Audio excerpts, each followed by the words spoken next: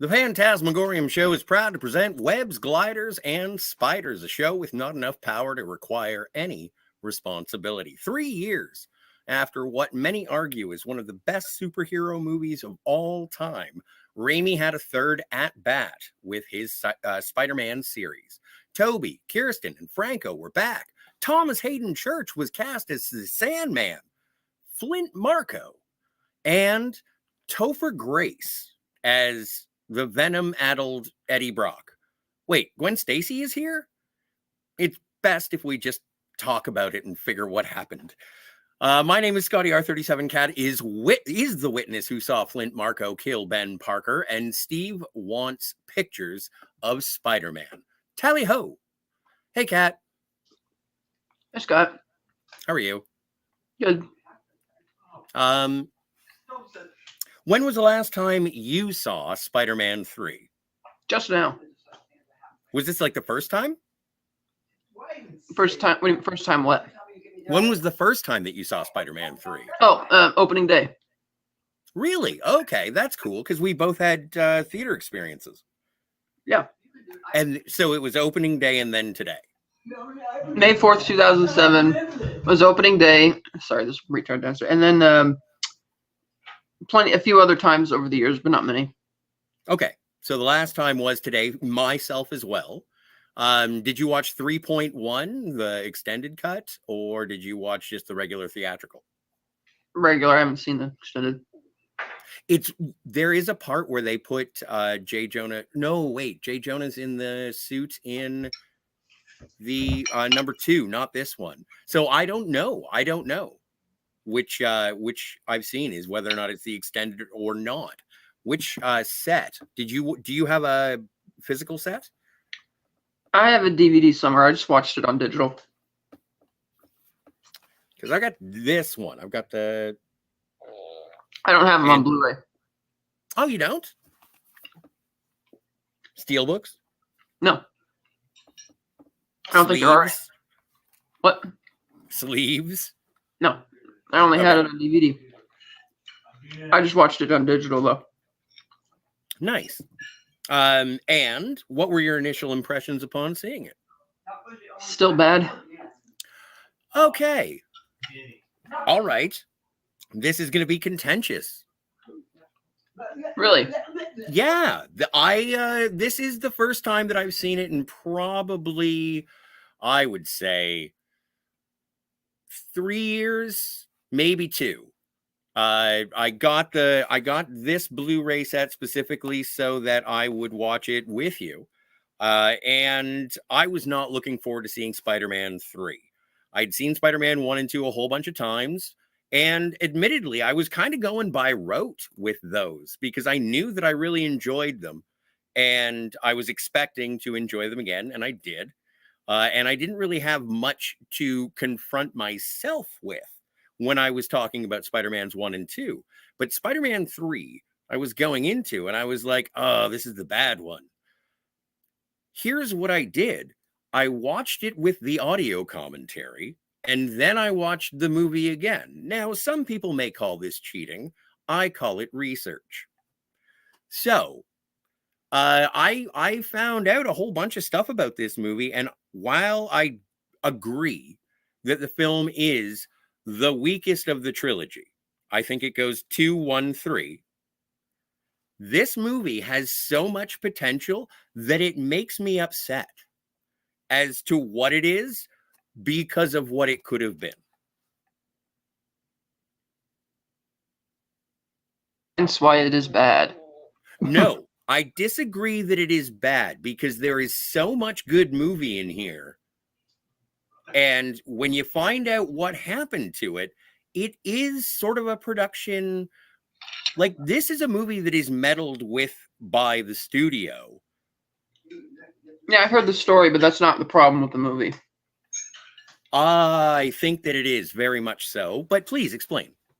The Venom thing that the studio forced him to put in is not the problem with the movie. It's the super cheesy storyline with him and MJ, the cheesy stuff with Harry, and we have too much stuff going on in the script, so let's just give him amnesia as a way to literally not deal with it right now. and how he conveniently doesn't just forget the accident, but forgets going back years to finding out that his dad was even Green Goblin. And let's, we're gonna retcon the Uncle Ben death, which we didn't need to do. You already set up Sandman as a sympathetic villain. Why not just stick with that? Like, why do we need a retcon on top of that? There's no reason for that. And they didn't even resolve Sandman's story.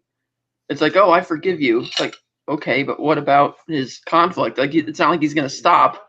He's going to save his daughter. He's going to prioritize that first. The Venom scenes didn't take up that much time. The only part of the Black Symbiote story, which was grating, is when he starts acting all emo, which is in the montage. And then when he takes Gwen to the club to do that stupid dance thing. Mm-hmm. But the rest of the stuff with the Black Symbiote and Venom was fine because it didn't take up much screen time and it fit with the story sort of. But a lot of the stuff with MJ I just thought was super cheesy. A lot of the stuff with Peter where the success of being Spider-Man has gone to his head is really dopey and kind of cheesy. And then there's the question of when we had Ben on here for Spider-Man 2, we agreed that, oh yeah, Aunt May has to know he's Spider-Man. But then when he tells her that that Spider-Man killed Flint Marko, and it's like, well, it's pretty clear she doesn't know he's Spider-Man now because she would be much more mortified if she believed he was Peter and he had said that, more mortified than she was. And so I get that Raimi, for some reason, wanted the Sandman character in there a lot. Odd that he didn't finish up the character's own story. But again, the cheese ball factor with the other things is just weighing it down.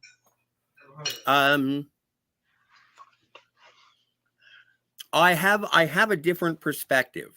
Before I do present it, I just want to say hello to Captain Infinity, and hello to Antiderivative Jill, who says hello to Captain Infinity. Thank you for being in the chat, ladies and gentlemen. We are so glad that you could be here and find out how this chess game is going to go. Because first things first. I don't understand why Gwen Stacy is in this movie based on the lore of Spider-Man. Gwen Stacy and Venom are two characters that, in my mind, should not meet. Much less date. Or go out to coffee with, rather. Right. Hey, it was one date, Eddie. We had coffee. I do enjoy, and again, Captain Stacy should have nothing to do with Venom either, but I do like seeing James Cromwell play Captain Stacy. Yeah. So I allow that in terms of my fan tickling. Okay. The dynamic between and the mirrors between Gwen and Eddie and Mary Jane and Peter in like sort of the first movie, they parallel to a certain extent where you can see where they're going with the rise to avarice or rise to hubris. Yeah. As opposed to with great power comes great responsibility versus with great power I can do anything I want. Mm. It is an interesting bookend to that. I don't like Topher Grace as Venom. Yeah. Who is your ideal Venom? I don't think we've had one yet. No, but if you had to, I have no idea. I don't read enough. I haven't read any of those comics, so I wouldn't know. Okay, so we're just going with the movies. Fair enough. Are you interested at all in the production? Yeah, if you want to get into that. I mean, yeah. I do, because you said earlier that Sam Raimi had to shoehorn Sandman into the film. No, Venom. He had to shoehorn Venom into the film. Yes. Agreed. And I think that in the spirit of the first two films, that Raimi's movies were always more sympathetic to, or at least more interested in, the classic 1960s. Yes, but I would say the Venom story works, and the whole symbiote story works better with the overall themes in the movie than the Sandman story does. Sandman is the one who feels forced in here. Apparently they had... Oh, sorry. Well, because they give him an introduction that is not resolved they do the retcon thing. He's kind of on the sidelines other than a couple action scenes, and then he's just kind of there. There's no real story character arc with him. And so whereas the Venom thing ties into the whole movie about ego and how Peter's all full of himself and all that kind of stuff and getting ahead of yourself, and it's like his ego come back to haunt him in a way, or his hubris. That fits the story more than Sandman, who's just there. Now, the original, yes. And basically they team up because Venom shows up and says, "We both hate Spider-Man." That's the entire impetus for their team up. I agree. It's weak. And it's recycling once again for the third time in a row. MJ in danger for your climax. Like, how lazy are these writers?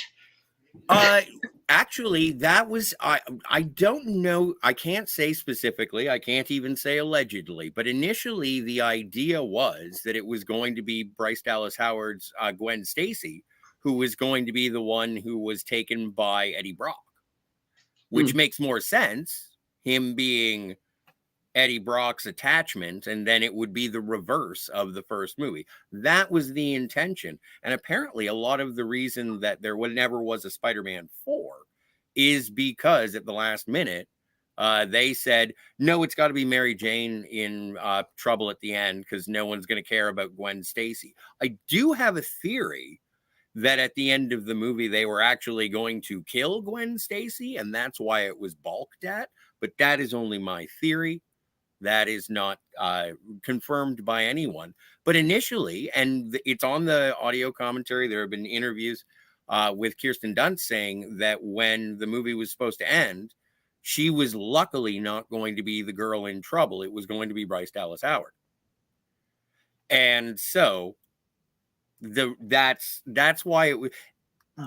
There was either studio interference. There could have been life decisions. Bryce Dallas Howard was also pregnant at the time, she was unbeknownst to. So there could have been switching around at that time as well for that. There was a lot of studio messing around, which I find very interesting considering I don't see how switching it from being Gwen in the climax to MJ has any effect on what you do in Spider-Man 4. Really? Well, if they're not going to kill the character, then so what? Well, no, but consider the down ending that you would get from a Spider-Man movie where Spider-Man and MJ don't end up at the end, kind of. That's very problematic. I understand that. But, like, Gwen Stacy is kidnapped by Eddie Brock. Spider-Man and the Green Goblin 2 go and fight Sandman and Venom to save Gwen Stacy, and in their efforts, Gwen Stacy dies. Like, that would also be the comeuppance for Eddie Brock. Well, that's if they killed her. If they killed her. She could be written out if Eddie Brock was going to die at the end anyway. And you can't do the Gwen Stacy story in Spider-Man 4 anyway with Harry as the Green Goblin now, because that doesn't work narratively. No, but I think that the Gwen Stacy narrative was probably used as a Spider-Man coupon. Like, they were just like, well, we just need another girl. Yeah, there's no reason for her to be in the movie. Right. It doesn't add anything. Like when Eddie mentions that, oh, you caused me to lose my girl, I'm going to cause you to lose yours. It's like, well, actually, after his mention of going out for coffee with her one time, they never have any other interactions in the movie. So Peter had nothing to do. It's like she mentions she mentions she was infatuated by Spider-Man, but that doesn't mean that has no effect on her and Eddie having gone, because she understands that she's not looking for Spider-Man to go out on a date with him, right? Like she says to MJ at the restaurant, "Oh, it's crazy, right? Getting kissed by Spider-Man, whatever." But she's not like keeping her eyes peeled for him or anything like that. So Spider-Man doesn't really have anything to do, or Peter doesn't have anything to do with Eddie, because she was not with Eddie at the time he got fired and humiliated. So no, but also when they establish Eddie's character, he is delusional in terms of. You can tell he's got antisocial personality disorder. But I'm saying is that after Well, because you could tell he does, because the fact that it wasn't even a date. They had coffee, Mhm. and he even says, well, what are you talking about, a date or whatever? It's just, we went out for a cup of coffee. But he's blowing it out of proportion to be this big thing. But the fact that, like, he never makes any type of connection that she's suddenly infatuated with Spider-Man, because there's literally no other you never have a rejection scene between the two. He doesn't seem to reach out to her again, so it doesn't make sense that he's suddenly blaming Peter for, you caused me to lose my girl. It's like, what? It's Well, like, that yeah, doesn't because really track. he does see Peter and Gwen going to the jazz club for the cringe. Right, but I'm saying that there hadn't been any other interactions between Eddie and her since before the crane incident at the beginning of the movie. So, and you can tell that time has significantly passed by this point as well, because they've done the whole montage, Peter changing, MJ, losing the gig and going back to being a waitress and all this stuff. So a considerable amount of time has passed where you've had no interactions between Eddie and Gwen for him to suddenly say, well, it must be Peter's fault. It's like, well, I could see if he tried to hit her up again or call her and she's like blows him off or something, but that didn't really happen. So it's like, I don't see how that's Peter's. It's just because if there was something there, I thought that would have made the notion of surrounding the ending around kidnapping MJ to make more narrative sense than just her being there just for the hell of having her in danger again. But I didn't feel that connected very well. Okay. Do you think that maybe my judgment may be clouded by my love of Spider-Man? No, because I've heard you Well, like. no. The only reason I ask is because, like, we sort of, Batman's your jam, Spider-Man's my jam. Right, but I have no problem bashing bad Batman, and you know that. No, that's true. That's true. No, I'm trying to explore it because I found out all this behind the scenes stuff and I was much more anticipatory for what they could have made. And I can see good Spider-Man in Spider-Man 3. I don't see much of it there because again, the stuff it's super cheesy, and virtually all the interactions between him and MJ, like cringe level cheese, and the Sandman thing doesn't go anywhere. It had The a really Sandman strong thing doesn't opening. go anywhere. It had a really strong opening for him, and then it just kind of gets petered away. Uh, Setting up Eddie as a guy with antisocial personality disorder and ambitious and aim to impress Jameson. I'm like, that's good because it doesn't need to take up a bunch of screen time, and it doesn't. But and that kind of, I didn't have a problem with that in the climax because again, it's Peter facing his own hubris and his own ego. Mm-hmm. But and then the weird thing with Harry that, oh, we're gonna just give him amnesia so we don't have to deal with that part of the script. Mm-hmm. And then when the butler shows up, and I noticed they kept giving the butler a lot more scenes in this movie. And so when he says what he knows, it's like, well, certainly you've known that Harry's been pissed off at Spider-Man for all these years, but you're waiting till now to say this, which makes no sense. And even if him saying that, oh, he was impaled by his own glider, it's like, well, that still doesn't mean that Spider-Man didn't do it. And it's like, it doesn't really, the logic there doesn't really hold. And I didn't buy also that when Harry threatened MJ and had her break up with Peter, that she wouldn't have just told him what's going on. She knows he's Spider-Man. She knows he's dealt with Green Goblin and Doc Ock, and it's like, certainly you can deal with Harry. Just tell her, like, tell him, Harry knows, and he's upset or whatever. Like, don't cave into that super cheesy breakup scene at the bridge, and it just doesn't work. I agree that it's completely disjointed. I agree that a lot of the plot points don't connect. But again, maybe I was looking to like this more. I don't think it's a satisfying conclusion, but I don't think that they were concluding. I think that this was sort of a stud. They had done the origin story in Spider-Man 1. Then they had done sort of the establishment of Spider-Man in Spider-Man 2, and then putting all the pieces in place to make everything happen. And the whole Spider-Man No More storyline. Yes. And then once we got to Spider-Man 3, it was about the pride of Spider-Man. Like they were Sony was intending on milking this cow forever. And ultimately, like I think that there were production issues with it. And anyway, no, but in terms of the film itself, the pride of Spider-Man and how that can that can bring the hero down in comparison. Even if you want to take Venom out of it, and if you want to take any of the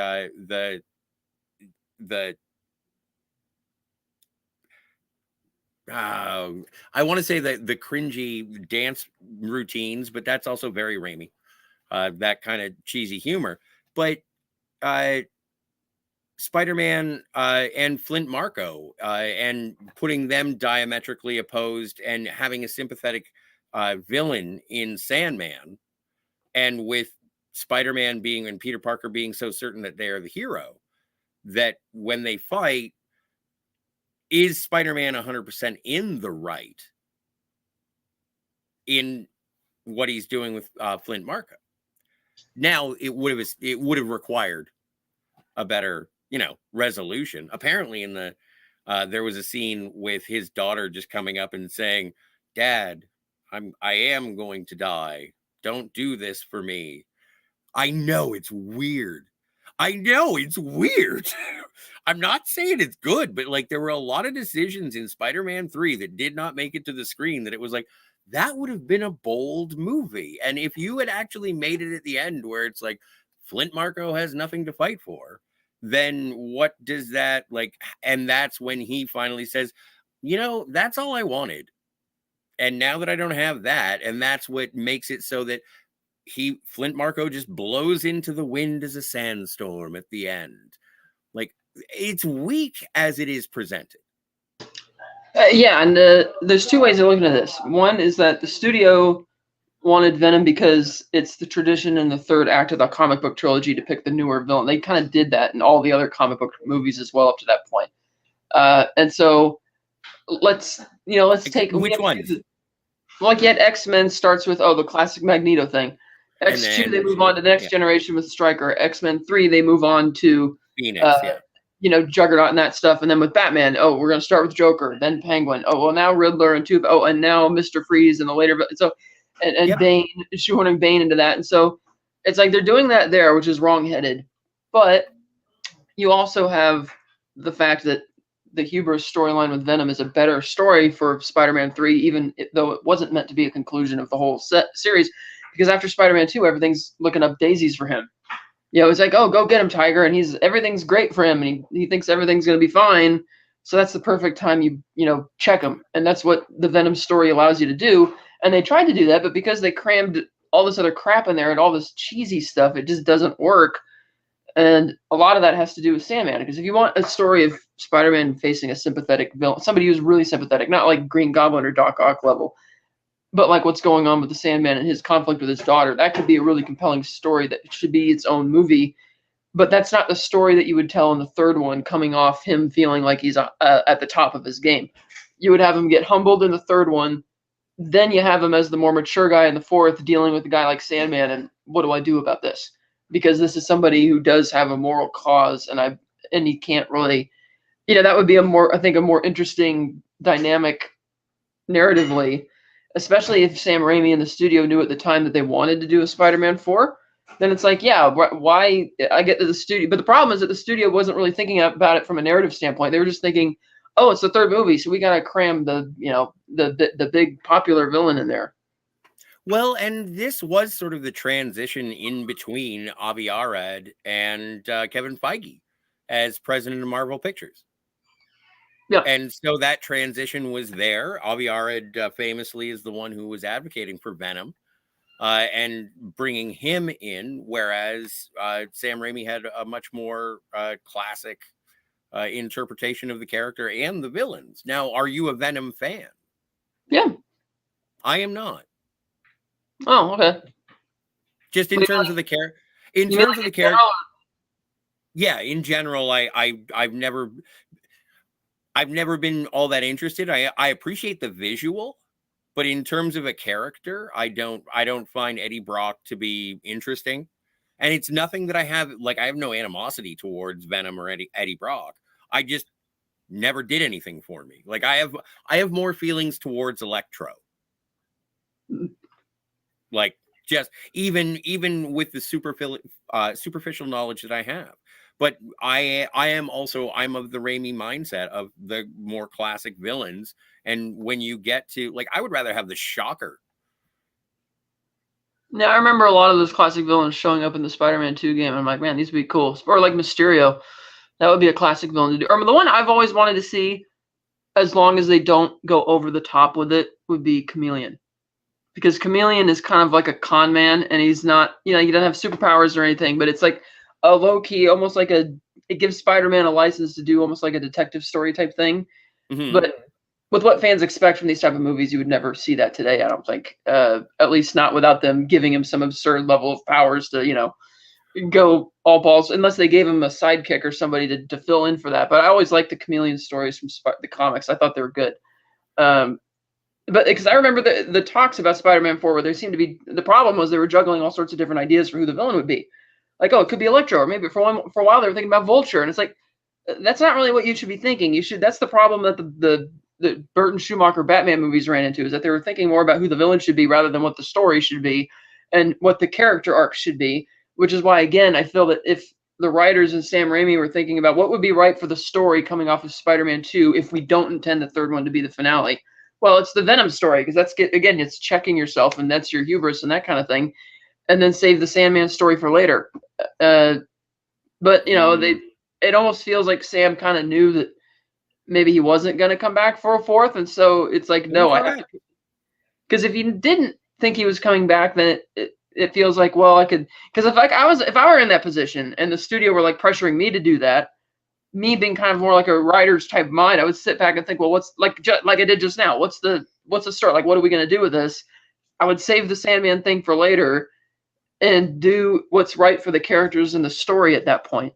But then it doesn't help regarding which of those two villains you pick, Sandman or Venom, is how do you handle the Harry story? Because at the time that when he's finding Peter in the alley and he says, and Peter's like, I tried to tell you I didn't kill your father. It's like, it's too late for that, Peter. You waited years to try and tell him. He has no reason to believe anything you say now, But that could have been a real interesting story to see how they would, because again, at the end of Spider-Man 2, logic says that, oh, well, now that he knows his father was the terrorist, he shouldn't really be mad at Peter. But the only thing he should be mad at Peter about is not telling him for so long. But how do you drag that out into a whole movie? Like, what's the story there? That would be, because that presents another narrative quandary that could have been interesting, but they sideline it with the whole amnesia thing. And so it's like you're juggling with all these stuff that doesn't feel like it belongs there. And then, so you got Sandman, you got Venom, you got the Harry story, which is necessary but not treated well. And then for some reason, we got Gwen Stacy and Captain Stacy over here. And it's one thing if you want to establish her for a future storyline where you do the classic Gwen Stacy storyline where she dies. And that's fine if you want to have her as a supporting character to establish that. But it didn't really seem like that was going to happen, especially after the way she ends her relationship with Peter in this movie. She's like really thinks he's a jerk, And it's like, yeah, that's not getting mended anytime soon. Well, and that was the interesting thing in listening to the audio commentary and reading about Spider-Man 3 over all these years. I think one of the first blog posts I ever did, and I don't even know where it is anymore, was an obituary for Spider-Man 4, or a eulogy. It was a eulogy for Spider-Man 4 because they had announced it. They had pretty much cast it and said that it was going to be John Malkovich as the Vulture, and they were going to bring Anne Hathaway was basically going to play Catwoman. She was going to play either Felicia Hardy or a new character called the Vultress, which would have been the daughter of the Vulture. It didn't, I know, early production stuff. Don't wave your hand. Don't roll your eyes at me, Miss Watson. I can hear it. But it almost felt as if they said, if you put Venom in this one, you can have Vulture for the next one. A lot of this movie seems like shenanigans in terms of the production side. Now that is, I think, what I want to explore. But I will absolutely, if you'll indulge me, I will grant you that Spider-Man 3 is a disjointed mess of ideas that does not coalesce not only with the rest of the trilogy, but also within itself. Remind me, and I agree with that. what since Spider-Man 3 made money, it made a lot of money. Oh yeah, What it was successful. Right. So what was the reason that Spider-Man 4 ultimately got canceled? Um, that you know what? I do not know. I can only speculate that it had to do with the interventions from the studio when like it's a common story when you make something that is really successful and it makes a lot of money, and then you're allowed to make another one. And then the studio says, well, test marketing says that people really like the Venom. And then you put that in, and it's like, okay, yeah, I know, but I just made something really, really good. Don't you want me to continue doing what I was doing? And they're like, yeah, oh, yeah, we want you to do that. But we also want you to do the thing that will sell toys, shirts, get a new audience in. And Venom was not. Now, admittedly, Sam Raimi did say he did find a way to get into it, but they wrote a whole, like they wrote a film around it. And then at the last moment, there was some mandate to change a major plot point in the third act that revolved around a huge set piece while they were shooting. What's that? The switcheroo between Mary Jane and Gwen Stacy.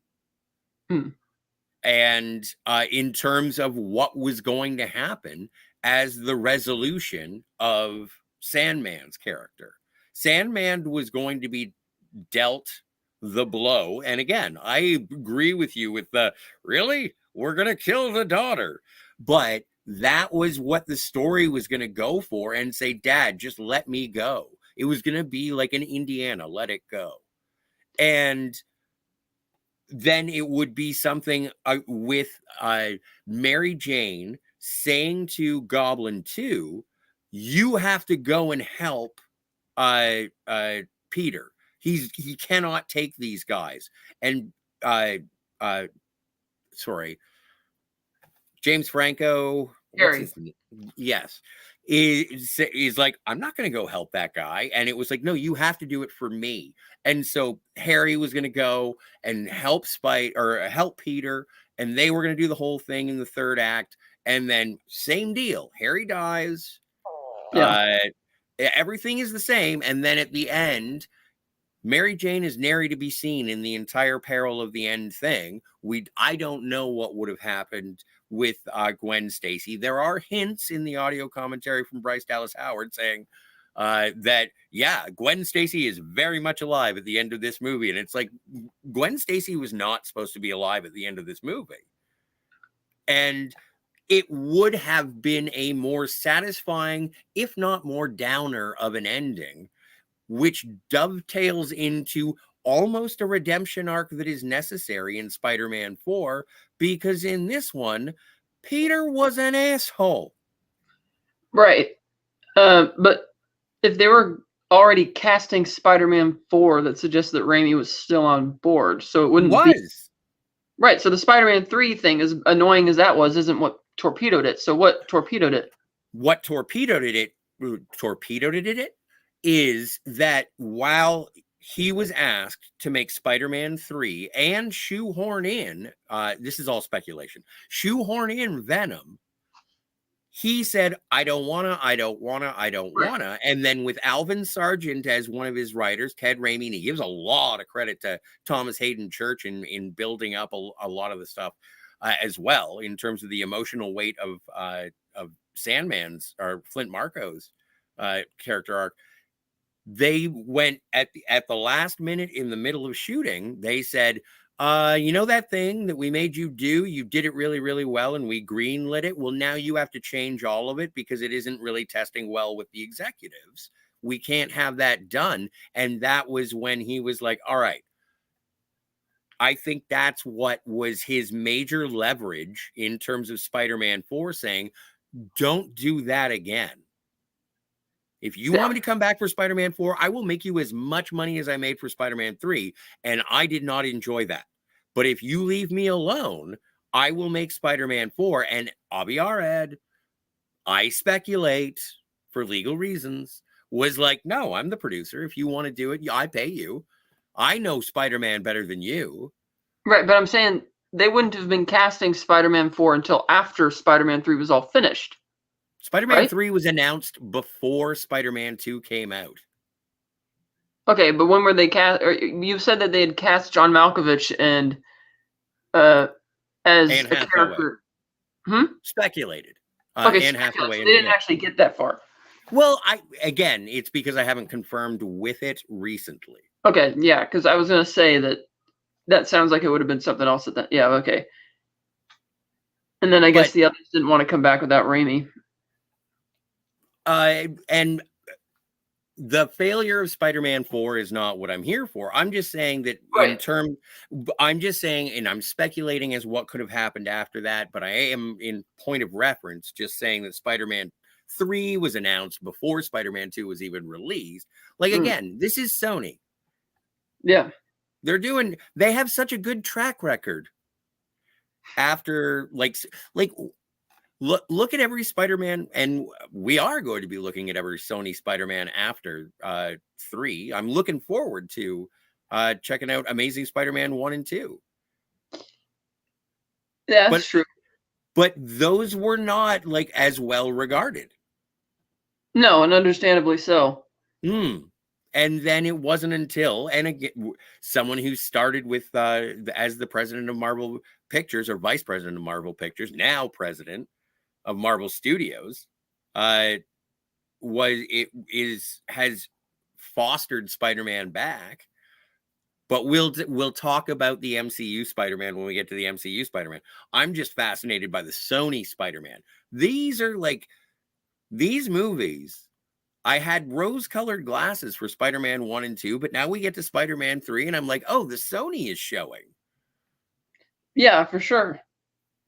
And I just find it interesting. But I do want to highlight some of the things that I really, really like. All right. How do you feel about the action sequences? They're good. No complaints there, really.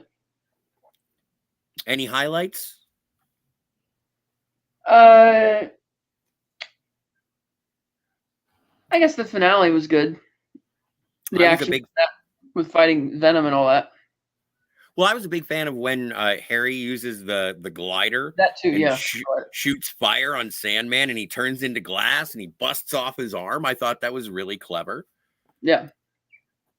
Like, yeah.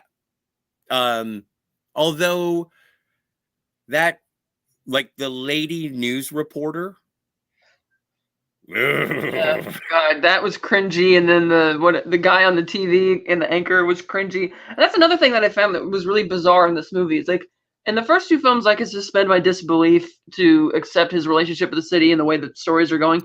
In this one, it's just it downgrades it to be even more comic booky, where the whole city, oh, it's Spider-Man, giving him the key to the city and celebrating him all the time, and the merchandising and the way that everybody thinks it's all hope is lost because there's the Venom thing, and it's like, oh, it's something else entirely, and the Sam. It's like this just felt like it got to another level of like early '60s Spider-Man comics level of cheese in certain respects, like too much. It just it was that it's like you have good action here, but you're weighing it down with this super cheesy fest of and then you have the big shot of him, like, when he's swinging along and he lands in front of the American flag and they're making like a big shot of it. And it's like, well, if the movie had those types of themes, maybe, but by itself, it's like, okay. So it just, so the stuff with the news anchors and everybody, it was too much. I don't know why I am never taken aback by an American flag. I just thought it was odd that they made such a significant point of it when they hadn't done that in previous films. They did at the end of Spider-Man 1. He goes on a flagpole and it's all America. Well, right, but the camera doesn't really pan up towards the flag. It's making the point that he has like the highest viewpoint in the city, and the camera kind of zooms in on his eye. All right.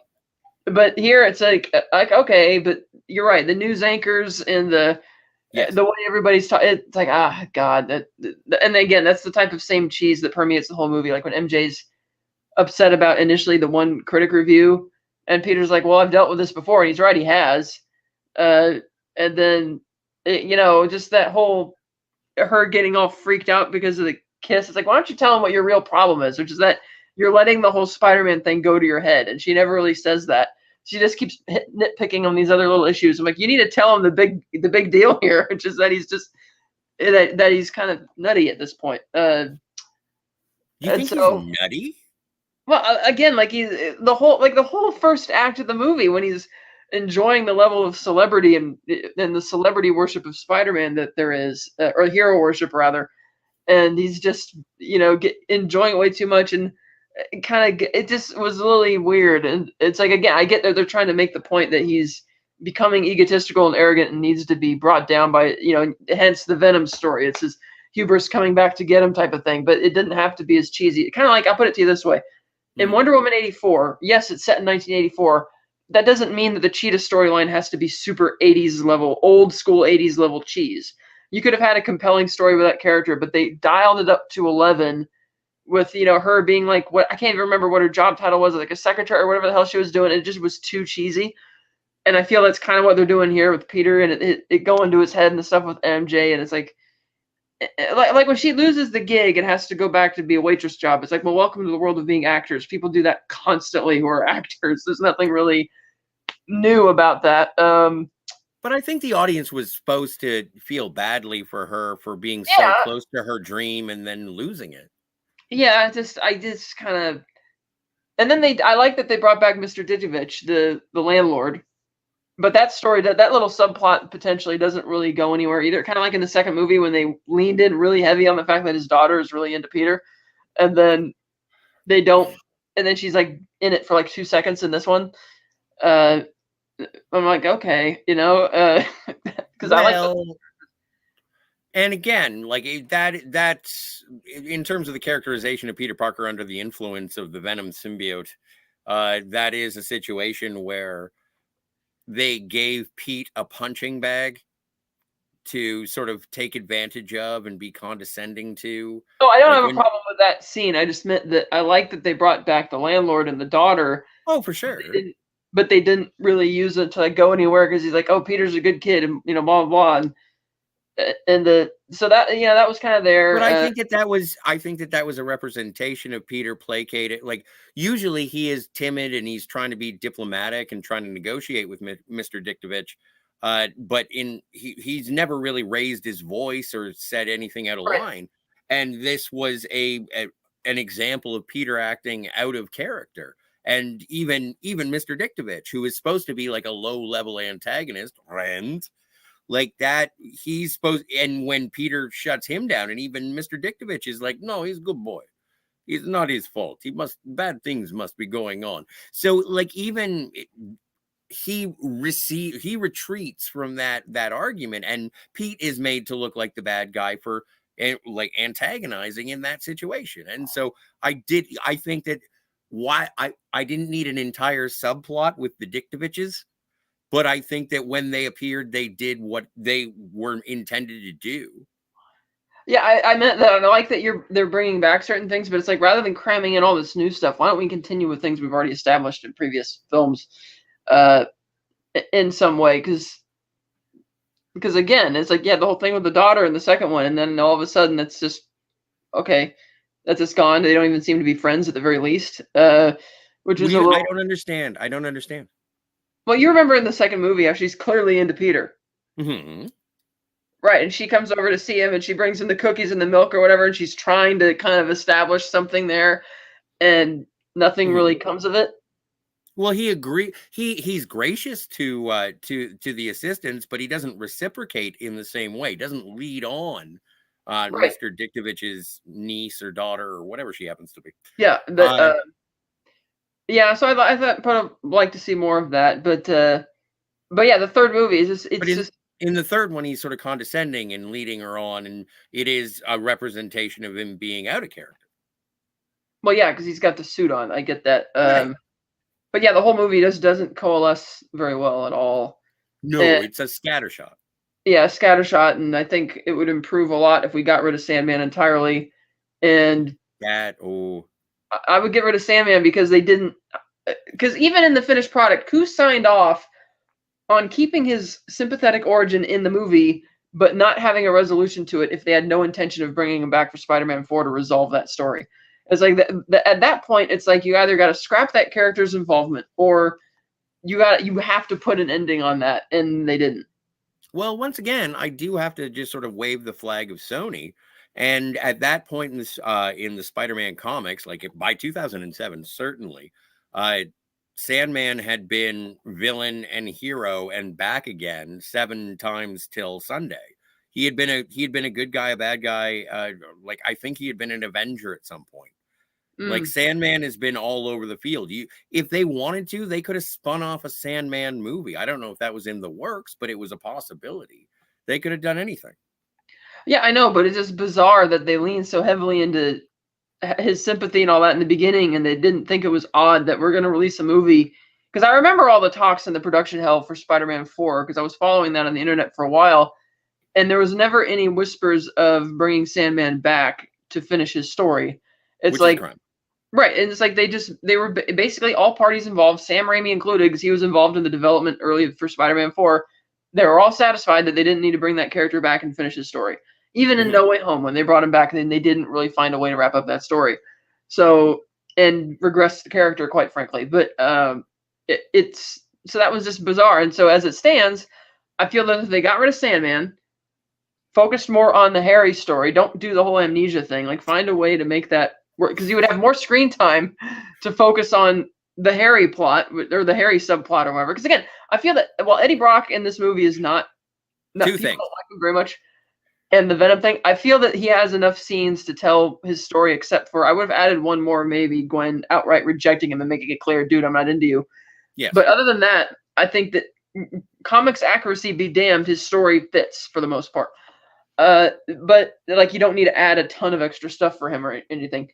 But Harry, I think, could have used more screen time and gotten rid of the whole sappiness of, okay, MJ, you're gonna go to the, you're gonna go to the bridge and we're gonna do this whole thing. And it made me think of, like for some reason, I think of this really sappy, almost like 50 Pleasantville type, romance thing, like the perfect type of 50s thing where he shows up on the bridge and he's like in his old, the buttoned up shirt with the tie and he's got the flowers and just having a meltdown. I'm like, I can't with this. It's just, and then the butler, and they could have maybe not had the butler reveal that at all and found another way to go about it. I'm glad you brought up Bernard. Yeah. That is Bill Paxton's dad. Yes, it is. And it did catch me as odd. I forgot that in the beginning of this movie, when Peter leaves the theater and he sees Harry, his reaction is like surprise, like he hasn't seen him in a long time or something. And I get the sense that they definitely haven't talked since the ending of Spider-Man 2. But I'm not sure how much time was supposed to pass in the world of the movie. I know these are 3 years apart. Yeah. Between Spider-Man 2 and 3, but you could tell that Peter was kind of shocked to see Harry, and he's like, "Oh, wow, Harry!" And I'm like, "If you really let this dangle for years after, it's like when he ripped off the cords and he told Harry, look, there's bigger things happening right now, but than just you and me." It seemed like Peter still understood that now that the cat's out of the bag, once he saves MJ and deals with Doc Ock, I gotta solve this with Harry. So the fact that he comes out of the theater and he sees him and he acts surprised, like it's like, did you really let this hang for another 3 years? And just Peter says when they say we know who killed your uncle for realsies, Peter says this man's been out there for 3 years, so it is real time. Well, I mean, okay, so that's 3 years going back to Spider-Man 1. Yeah. So Spider-Man 2. So Spider-Man 1 is 3 years ago.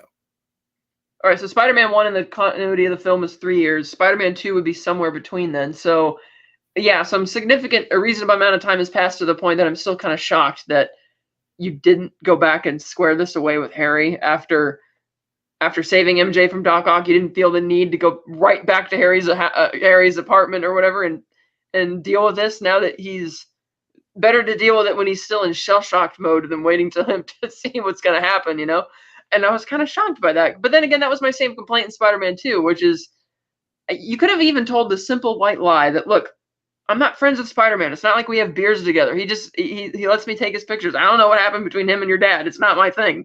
He could have just said that and should have said that from the beginning, but he didn't. He just let it slide. And the fact that he lets it slide even longer into this after that ending of Spider-Man 2, to me, I just always found to be egregious. So just the basic withholding of information from Harry. Well, again, it'd be easy to keep the secret, to keep Norman's promise not to tell Harry if Harry didn't see that, and if Harry didn't get so angry about it, like immediately jumping to the conclusion that, oh, you brought my father here, it must mean you murdered him. But given everything that's happened since then, it's like you got to tell him something, even if it's a lie. Sometimes it's better to tell a lie that'll set somebody right than maybe tell the truth. But like even when Harry gets the amnesia and the doctor tells Peter right up front that, you know, it might be permanent, but might not be. We don't know. And then Peter doesn't immediately come up with a backup plan. Like, okay, what do I do if Harry suddenly remembers what happened? He just goes back to living his life like everything's fine. And it's like, dude, Peter, I like want to grab him. I'm like, dude, you want to shake him. I'm like, what are you doing? You know? So that's why I say that if you didn't have Sandman in there eating up that runtime, given to me, that story doesn't really have as much of a payoff. I mean, yeah, I like the moment when he kind of has his heart to heart with Peter at the end, and he looks down at all the chaos and he says, I didn't want this, or I didn't choose this. It's like a nice little moment, but it doesn't, to me, redeem or justify having that character in the movie given the senselessness of it. So I would jettison the Sandman plot to spend more time on that Harry-Peter relationship to make it work, because I just didn't find, and that's really kind of what a lot of people were really excited for, I remember anyway, going into the third movie, was, oh man, what's going to happen between Peter and Harry, and how's that going to go? And it's like, yeah, let's take what's arguably the most interesting character dynamic going into the third film, and just now we're just going to give him amnesia and not deal with it until, you know, and so I just, those are other things which I just found not forgivable.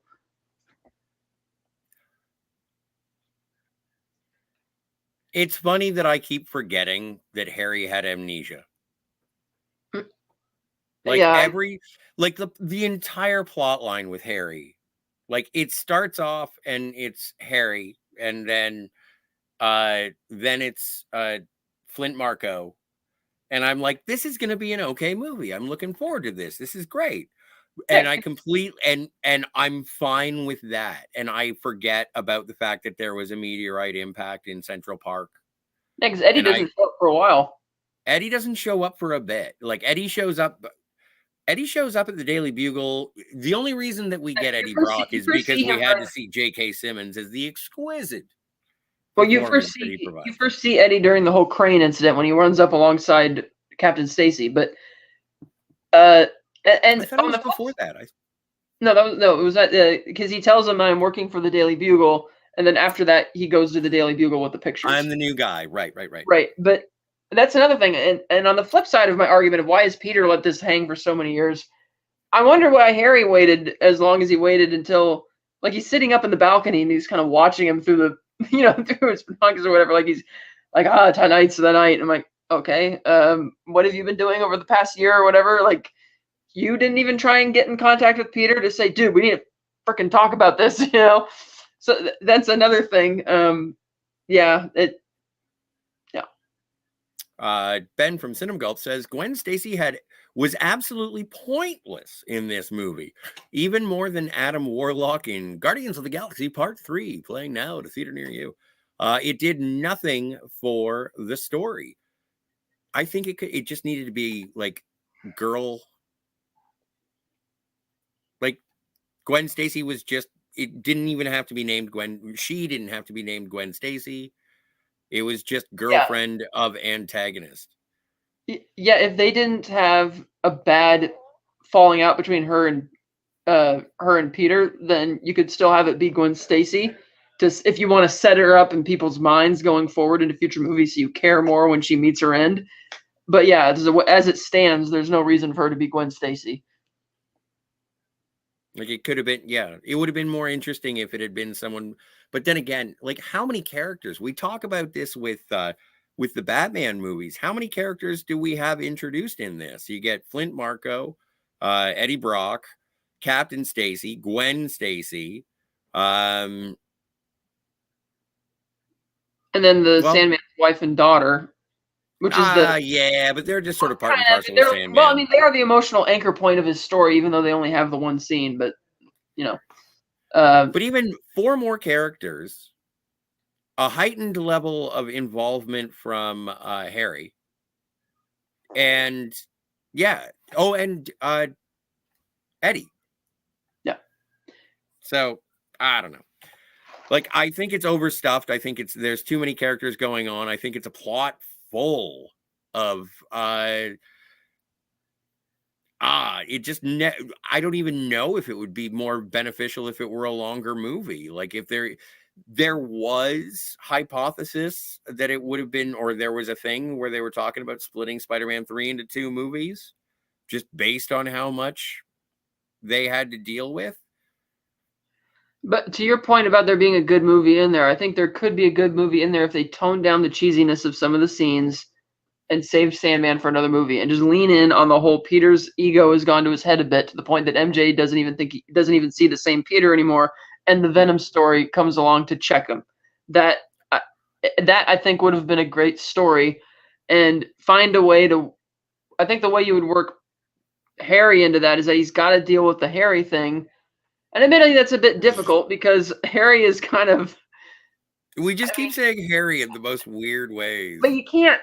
See, the issue with the Harry plot is that I can't rack my brain about how either of them can let this go after the ending of Spider-Man 2 and go for a year or 6 or however long it's been, and Sure. neither of them apparently have tried to see each other or think that there's a problem. It seems like you need.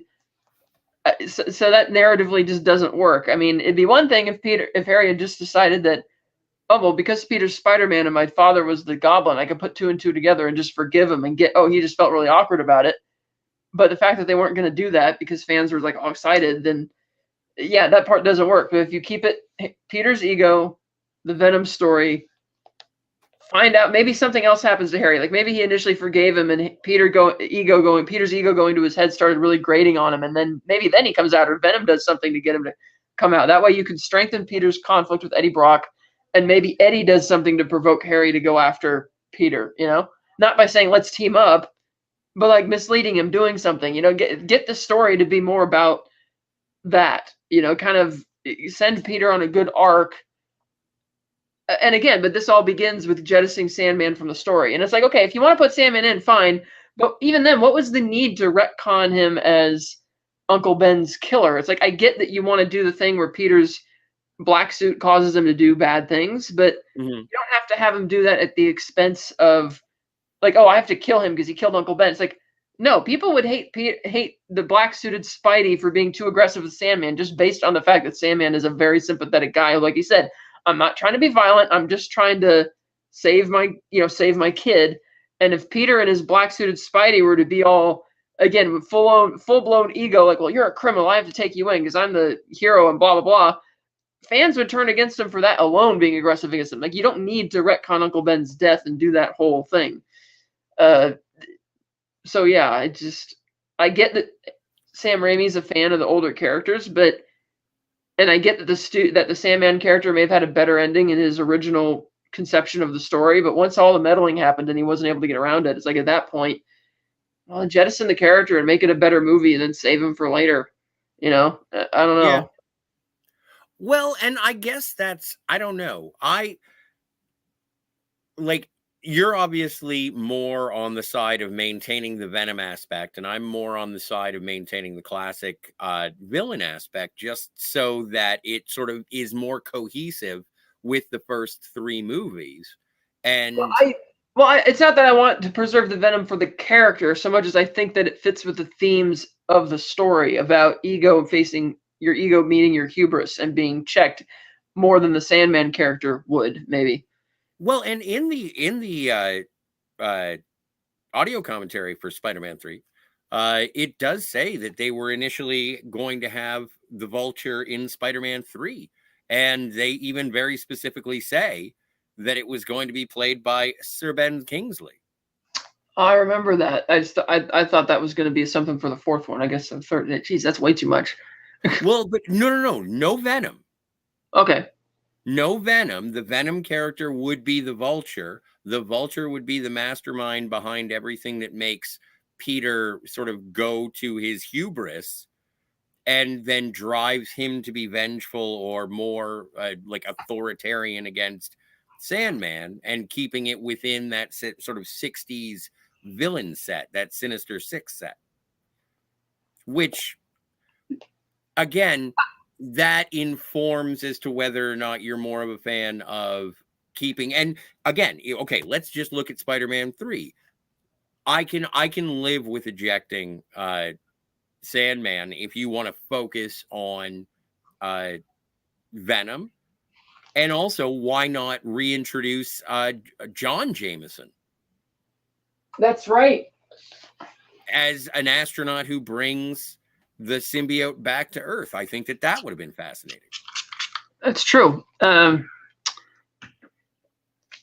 Yeah, because he was kind of, unfortunately, never got to be as much of a character, even in the second one. Like, we understand that she's met him, she's dating him, he's engaged, but it's all the scenes with him and her are from her perspective. And he's just kind of there and didn't, like, for instance, when she leaves him at the altar, you have the moment, they're playing it more from her perspective, and then for the joke that Jameson Sr. makes in the crowd.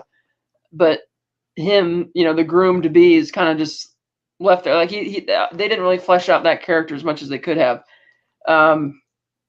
But yeah, so I get that people like her. Like, to me, I hadn't read the comics at the time, so I didn't know what eras the characters were from. I just thought that, okay, the first one, at the time, I wasn't as crazy about it. I thought the first one was okay, good story. And the second one, I thought, great story, but it didn't make a difference to me that what era the character came from. It's like, whatever character is best for telling the story, then use that character, which is kind of always...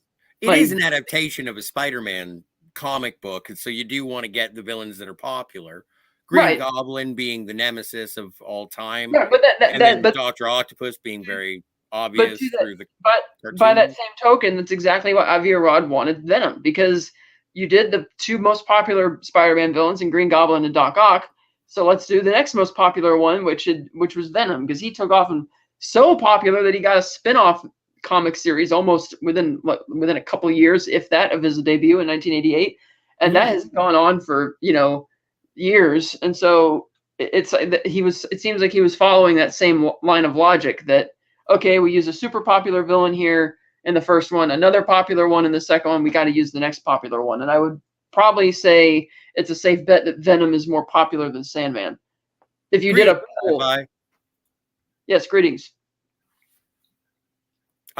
Well, and I understand that, but it's also, I understand that for marketing purposes, and obviously we want to make a whole bunch of money, and we want to get the most popular villains who are in here. And if you're going to be focusing on the villains who are not top of mind, if I had my druthers for Spider-Man 3, Venom would not be in the list. It would go Sandman, Mysterio, Electro. Like, even Kraven the Hunter I would take over Venom, just because I would take care of the original Sinister Six before I would take care of Venom. It just makes more sense for the era, and if you have, even with Rosemary Harris being the classic Aunt May, and everything feels like that 60s comic book or even 90s cartoon. As an adaptation, at least. Well, I mean, the story would still feel like whatever story it needs to be. It's just you're swapping the villain out. And if the Sinister Six aren't going to meet and become the Sinister Six, then it's like, okay, we use the characters, but they're not really becoming the Sinister Six, if okay. Well, I don't know. I kind of, I likened it to Batman. We've done the two superheroes back to back, and you say that there's a natural progression to the more modern villains, and I'm of the same sort of mind. Is that you go Joker, you go Penguin, Catwoman, Riddler, Two-Face. Like, we're all still in the onset. We're still pre-1970. Yeah. And it's an interesting jump to go from Green Goblin, Doc Ock, Sandman, and again, we're still pre-1970, and then all of a sudden you get 1980 whatever. Right, but the thing is that the casual fans don't care about the dates, because it doesn't make a difference what villain you use so long as it fits for the story that you're telling. But as a filmmaker who's passionate about the era of the hero that they are telling, don't you think it's important for that to inform the storytelling? Don't you think that Sam Raimi would have chosen a villain that would have adequately told the story with like that he would have had passion for? Again, let's say we threw Hush in Batman Forever, and as a Batman fan, you would be like, "Oh, this must be the future because Hush hasn't been created yet." But like if you put Bane in, well, they did in Batman and Robin. So my point falls apart. But I think that in terms of the vibe that they're putting together, but the that thing is, I don't feel that the first two movies have an early '60s, early Spider-Man vibe. It's like they're good stories, well told. That's why I like them. It had nothing to do with the era or which decade they plucked the character from. I think that it does. As a fan, it would inform the storytelling. And if not from the audience's perspective, then from the person who is making the movie. If they're intending to recreate what they grew up on. Like there's a reason that like Ben from Cinema Gulp earlier brought up Guardians of the Galaxy. There's a specific team that he wanted to showcase on film. And he has expanded that, which is great. I still haven't seen the third one. I know many people are upset. You've seen it. You liked it. You've seen it 11 times. But I think that if you are a person who is required to spend 2 years of your life making these movies, you do want to spend your time with the characters that you care about. And a studio mandate can mess up the way that you're going to be selling that story, telling that story. And it may show up on screen. And I think in this particular instance, it does. Right, but what was the original story with Sandman if it was just Sandman? No, it wasn't just Sandman. It was Sandman and Ben Kingsley as the Vulture. Vulture? What was the story? I don't know the specifics. Basically, they worked so that Venom became the well, not Venom because he's not in that story. Well, basically, no, but I mean, you just transplanted the character as to what they were going to do. Like Spider-Man was going to be manipulated or at least provoked by the Vulture. I forget the Vulture's name. I shouldn't, but I forget the name. Adrian Toomes. Good work. That's why you're here, Kat. You're hired. But yeah, and so he was going to be the one who was provoking Peter in terms of his hubris, and then Flint Marko would have been manipulated. Basically, it was going to be Adrian Toomes. It was going to be the Vulture who was manipulating everybody into fighting, but it was also a fall from grace from Spider-Man's hubris, like where he felt that he was the one who was doing no wrong. He was the good guy. They were all bad guys. He was full of himself, but it wasn't because of being under the influence of the symbiote. Mm. So, but in terms of the specifics of the story, the original script, I do not have that. I did not see that. Yeah. Well, again, to me, it doesn't make a difference what era, because it doesn't feel, the first two movies don't feel 60s or 70s in terms of the tone of the storytelling. It's just like, they could have used Electro in the first one, or Sandman, or Black Cat, or whatever. And if it's the same, if by and large, if it's the same story, it still works. For instance, in Doc Ock, you didn't need Doc Ock in Spider-Man 2 per se, because the story is really about Peter trying to juggle his life with being Spider-Man, and Doc Ock is kind of off on the periphery of the story and doesn't really have any relevance to anything that's going on until the very end, when he kidnaps MJ and brings Peter to Harry and then kidnaps MJ. Like the fight at him showing up at the bank to rob it to finance his project just happens to be going on while you're having the bigger thing of Peter and Aunt May trying to get the fun. My point being is that you could swap Doc Ock with almost any other Spider-Man villain at that point and still have basically the same story. It's like all you need is a villain who needs something from Harry, who needs funding for whatever it is that they're doing, and they're going to be willing to do the things they did. Like you get what I mean? Like to me, it was interchangeable at that point. Kind of like in the first half of The Dark Knight, I feel you could swap the Joker with any number of other Batman villains. It's only when the truck chase starts that it goes full on Joker mode and total insanity. Okay. And so that's kind of how I felt about that. And so as far as which character they use in the third one, the bigger issue is that that's, at least to me, is that it's too overstuffed. But as for whether one character makes it better than the others, I think that's going to come down to the writing. Yeah, no, and you're absolutely right. Sci-Fi Nation says basically Doc Ock was the B plot. Absolutely. And the thing is that if you wanted to, Harry could have got Tritium to fund something for Electro so that Electro could have a new form of energy, and all of a sudden he gets electrified and he has to do the same thing to finish his work. Yeah, and you could tell a very similar type story with any number of other, Spider-Man villains. You can have Vulture, or you could have it be Shocker, or Chameleon.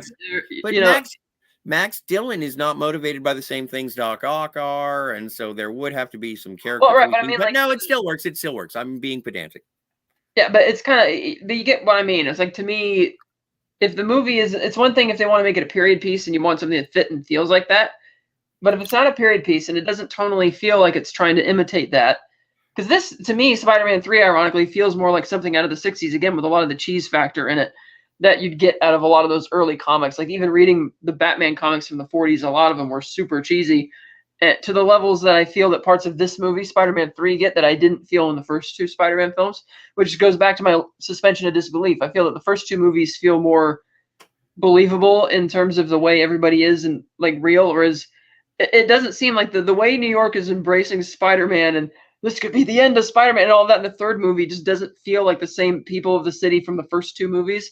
Remember at the end of the train sequence in Spider-Man 2 where everybody sees who he is and they're all kind of shocked that he's just a kid, and they give him the mask and they're like, we're not going to tell, which is something I could believe that would probably happen in some respects if you're like in a dangerous situation like that and that happens. Whereas in Spider-Man 3, imagine if you had those same people who cheer him on and give him the key to the city. This could be the end of ending up on that train. Like, put them on that train and imagine how different that scene would be. Everybody screaming and going, save us, Spider-Man. Oh my God, it's Spider-Man. You kind of get what I'm saying?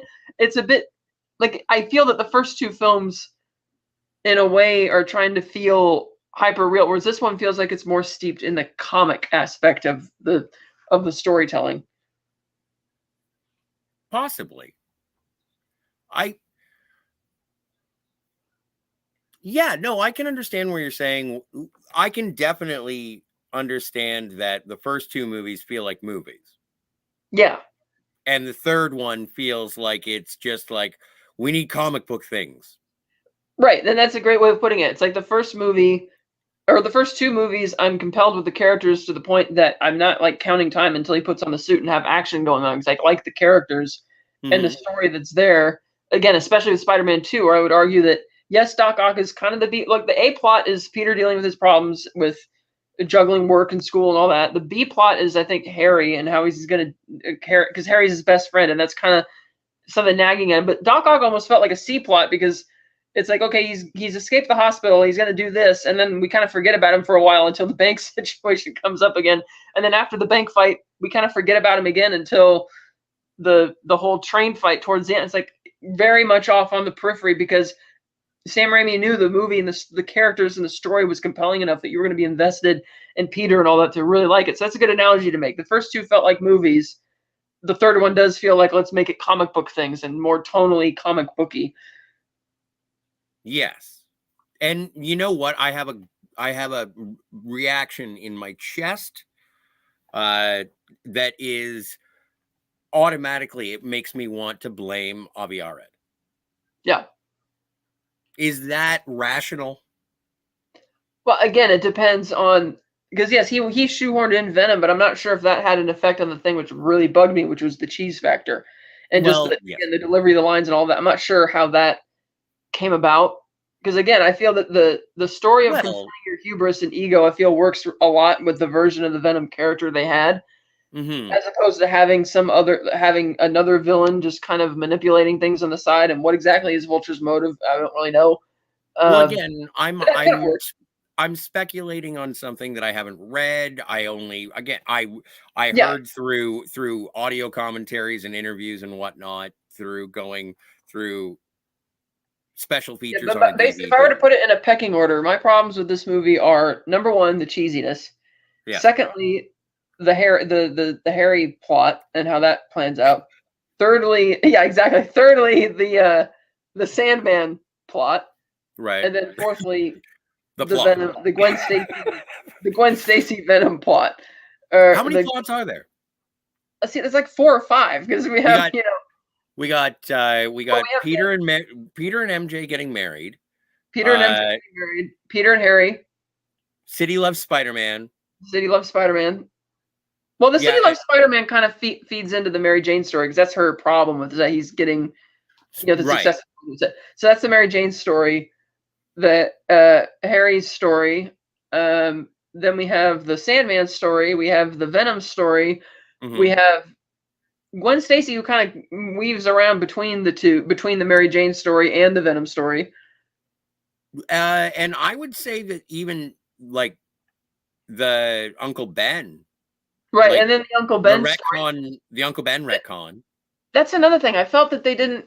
Aunt May didn't have as much screen time in this film or didn't have as much of a focus. Like she seemed like a real pillar of the first 2 movies, like a nice emotional anchor point. And she's like barely in this, other than when he asks, "Oh, I'm going to marry Mary Jane." She tells him what to do, and then when they get called to the police station, and then when he tells her that, "Oh, I killed blah blah blah," and it felt like she was kind of off on the side, and maybe that's partly deliberate because Peter's supposed to be feeling like he's in his own world and not listening to the people who he should be listening to.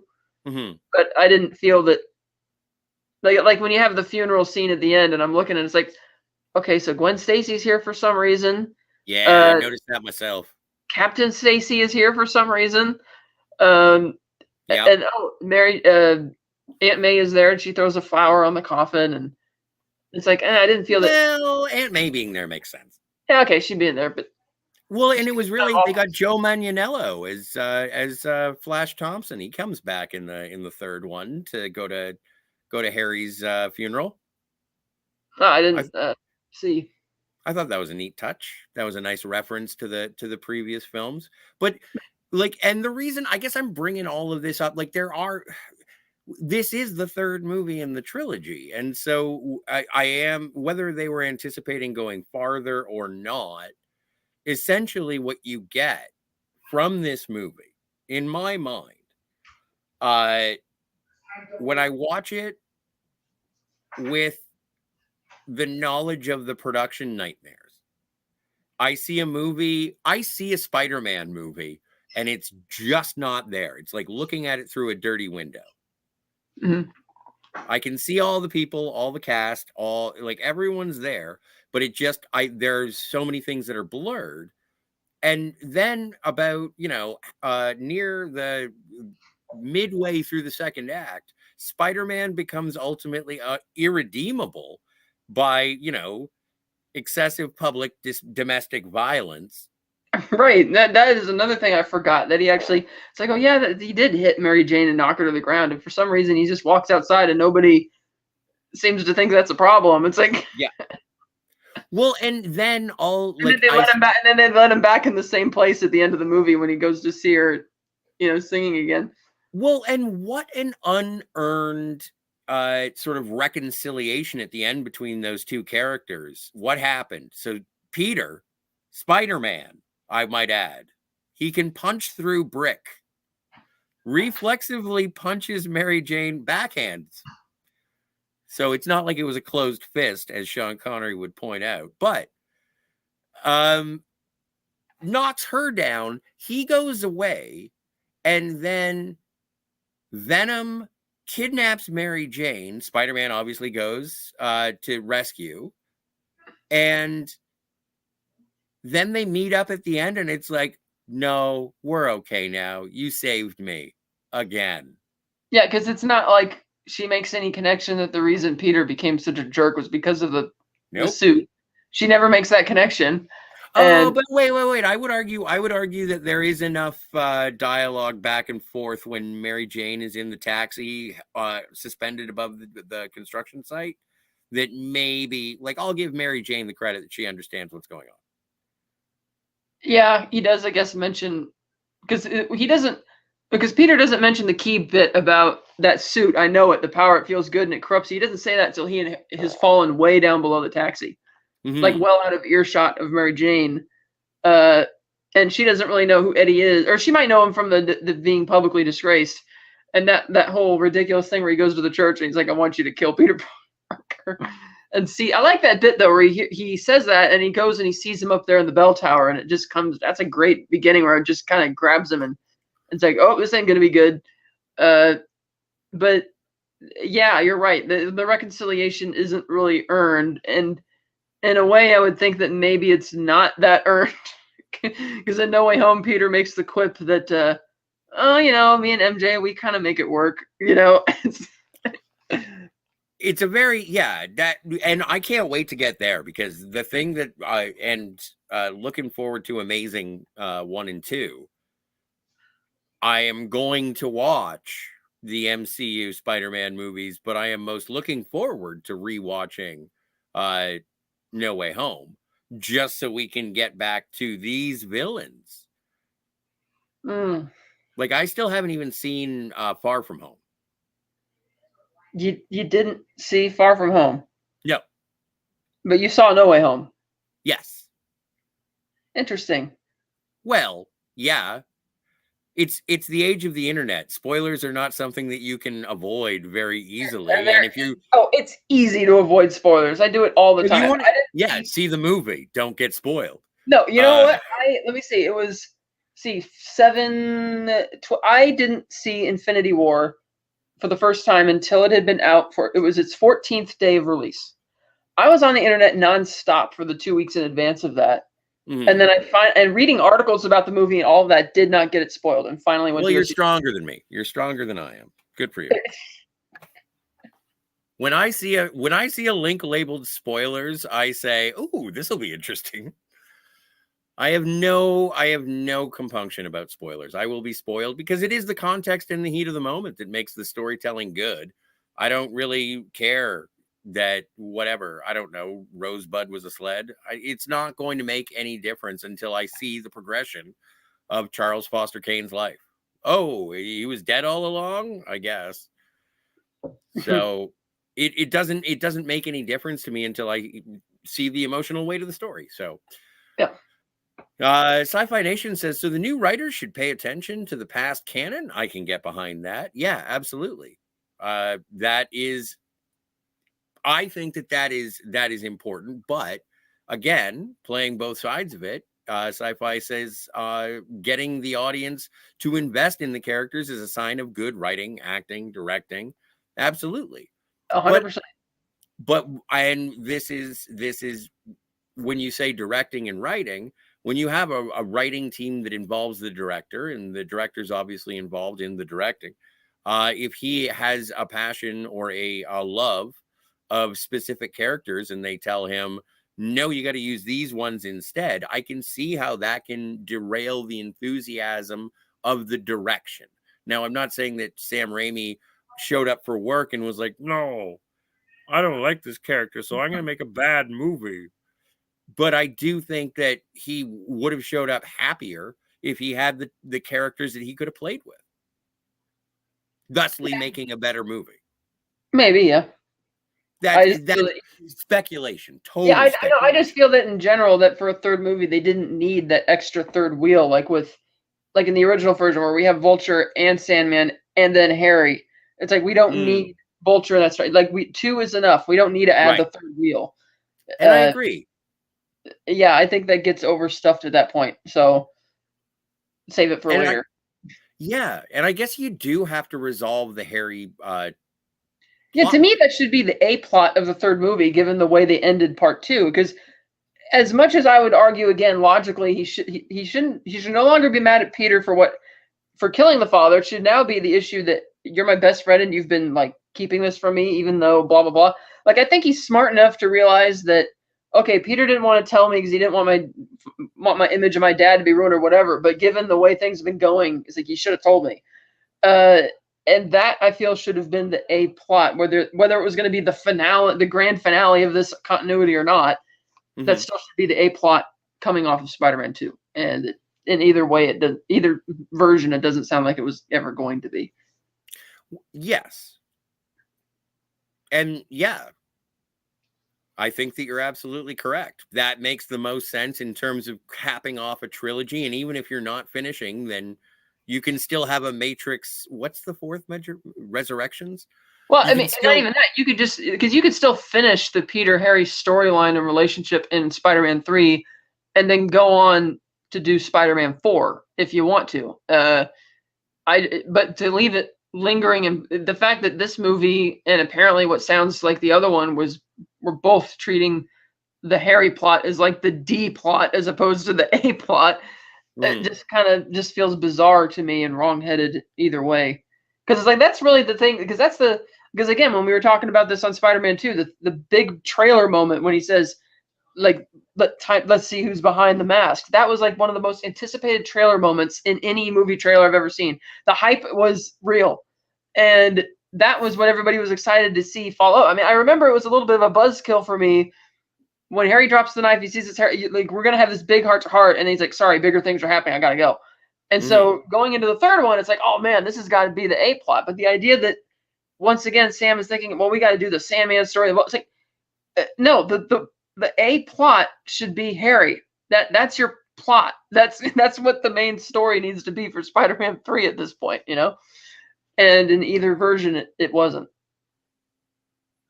Well, and again, the original, I would enjoy seeing what the initial screenplay was before the changes.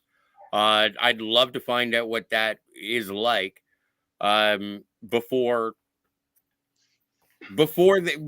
anything, and I would like to know what the structure was. I do think that Thomas Hayden Church is perfectly cast as Flint Marko, as the Sandman. And I also think that I don't think that Topher is a good choice for Venom. And as not a Venom fan, I do care what he looks like because I'm 100% behind the visuals of the situation. Yeah, because I mean, I was fine with the way he was playing it before he gets the actual symbiote, because they're playing him as, you know, the antisocial personality disorder, weird kind of guy. But once he gets the suit on, it just looks really awkward, where he's like bigger, and the stuff that he says to Peter in the suit is like really, really cringy, and ooh, my spidey sense is tingling. Never wound what you can't kill, and all this kind of that doesn't work when Topher's delivering the lines. It's like, no, you were playing that version of Eddie fine, but it doesn't. You have to be able to do both, and it didn't. It kind of like when every actor who's auditioned to play James Bond, they have to play the scene from Russia with Love where he sneaks into the hotel room. He's got his gun drawn because he thinks somebody's in there, and then he finds out that it's actually Tatiana in the bed, and then he like seamlessly goes from, you know, the bad, you know, like agent mode to being like lover mode. You have to be able to do both. Mm-hmm. And I don't feel that that they did that in. Well, and like with Venom, it's like, okay, you could do this version of Eddie fine, but you can't. You're not Venom. Well, and I think with that, I think that that's just a case of typical. I think that that's an actor's mandate. I think that that is a person who was going to play a masked character that was going to have a big CGI head, and they said, so how do we show Topher Grace's face? And it's like, well, you don't. Like, and it's one of the things that they've done-ish with the Venom movies. And that's yeah, that one I think works a little bit better, even though, because they don't do it very often, where you see his face under the vent. He only does it very briefly when he makes a point of wanting to show somebody who he actually is, which doesn't happen like maybe once or twice. But now that you mention that, even the other storyline you could do with Venom in a different movie is the idea that this version of Venom gives you a lot of power. And if you're like a scrawny weakling or whatever who gets picked on all the time or whatnot, and you suddenly get that suit, because Eddie dies because he's lunging back in to try and get the suit back. But because he has antisocial personality disorder, and it's kind of weird in the delivery of the dialogue stuff, it's like it doesn't connect. Yeah, it doesn't really connect. But if you told a story with somebody who's just an innocent sap who gets picked on all the time and blah blah blah, and suddenly gets that suit. That could be a compelling villain as well, and another sympathetic villain spin, kind of like again the Sandman being a sympathetic villain. But you could do a Venom story that way, where it's a bit more reachable. See, Venom's not a sympathetic character, though. Right, but I mean, like, in my experience, I do understand from later on in the comic books that also Venom, Eddie Brock does become somewhat of an anti-hero. I do understand that there is a brief comic line where you find out that the Venom costume actually causes cancer or something. No, I mean that you could have somebody who's super sympathetic get the suit and become the villain, is what I'm saying. Yeah, but I don't think that is Venom. I think that that's a mischaracterization of the character of Venom. Like yeah, Eddie Brock's a jerk, and he doesn't have any power. He's big. He tries to be more powerful. He cannot achieve that until he gets the Venom suit, which is malevolent, and that is what. And then he also absorbs all of the information that Peter Parker ever had, giving him the one-up over Peter and over Spider-Man. He is one of the few people who actually knows the dual identity. So. That's an important part of the character that is sort of dismissed, but sort of hinted to. I guess that's the only reason that he really takes MJ, is because he knows, because he used to be this Venom used to be on Peter. So I find it fascinating. But this, like, I would say that this trilogy essentially peters out. Pun intended. Yeah, the first. Yeah, the first two were really good, and then the third one is just a conflagration of all sorts of things that don't need to be there. It's all thrown at the wall, and nothing sticks. Yeah. I like it. I'm not kidding. I'm still on the, like, I appreciate it. It's like looking at somebody who tried real hard. I like all the parts. None of them fit together. It needs more oil. It should have been, other people shouldn't have showed up and said add salt. Another thing that was weird that took me out of one of the action scenes is during the crane sequence. And, the beam is kind of swinging around a bit, but there's no way it rips out all the side I-beams on that building. It's going to hit one of those and cause reverberation and fall. It's not going to rip out the whole side floor corner of the building like a 747 would or something like that. It's not going to do that. It's like, it's not. That was a bit weird. And then seeing Gwen Stacy at the that's not Gwen Stacy. That is not Gwen Stacy in any way. Like, they show Gwen Stacy as being like a science nerd, but by day, and by night, which is also in the day, she's a fashion model. Peter's her like tutor in class, and that he's a genius, and I would never get anywhere, know anything without Peter. And it's like, well, that's also not Gwen Stacy, because like you said, she's scientific, she's good at that type of stuff, but she's shown in this one to not be very sharp at that type of things, and to be total supermodel-y, and Well, I would, for any people, yourself included, Kat, who are interested in finding out more about Spider-Man 3 and what could have been, or at least the perspectives of the people who made it, I would say I would recommend the audio commentaries, just because as a Spider-Man fan, I was such a big, I loved Spider-Man 1 and 2. And Spider-Man 3, I had high hopes for. Heck, I have the 35mm trailer sitting on my shelf right over there. I would show it to you, but I will. There you go. Wow. Where'd you get that? Spoilers from a movie theater. I knew a guy who was a manager of a movie theater, and he gave me the Spider-Man 3 trailer. I have unspooled and looked at some of it. But yes. That's really cool. Yeah. I don't know what to do with it. That's a great relic, considering that, everything's digital now, Yeah. So that's really awesome, actually. So I do have a soft spot. I do remember anticipating this one as well and being excited for it, and like the comment from Ben earlier saying that why this one made a lot of money, it's because it hinges on the success of its predecessor, which is true. Oh, absolutely, yeah. See, I like how Sci-Fi Nation put it. I have Spider-Man 2 on VHS. It's on a shelf, just taking up space. Same deal. I've got, what am I going to do with a 35 millimeter film? But yeah, no, Ben did say that, is that Spider-Man 3, it made all the cheddar. We all know why. The sequel is only as successful as its predecessor. Absolutely. Yeah. And you know what? We can speculate and try and figure out why they didn't make Spider-Man 4. But again, it's a money. It made all the cheddar. Well, we saw the same thing when we were talking in our James Bond series that Die Another Day made more money than any Bond film up to that point. Mm-hmm. And the reviews, surprisingly, looking back on it, were not as overwhelmingly negative as I thought they were. Okay. But they still felt the need to change course. And so I guess that kind of eventually happened with I wonder if the fact that Feige had left to go focus on the MCU and you weren't having any of the Feige influence there had anything to do with it falling apart. I don't know, because it took them a while, because at some point they eventually came to the decision, let's just reboot it and do our own thing, But I don't know. I'm not really sure about the nature of that relationship. I was actually, incidentally, just looking at his resume yesterday, that all the other Marvel films he worked on and what capacities before the MCU launched, and he was executive producer on this. But that could mean all sorts of things. It could mean you're the money man. It could mean you came up with one of the ideas. Not sure. Well,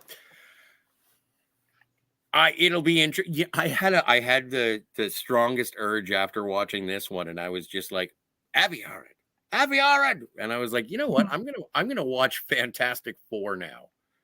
I just wanted.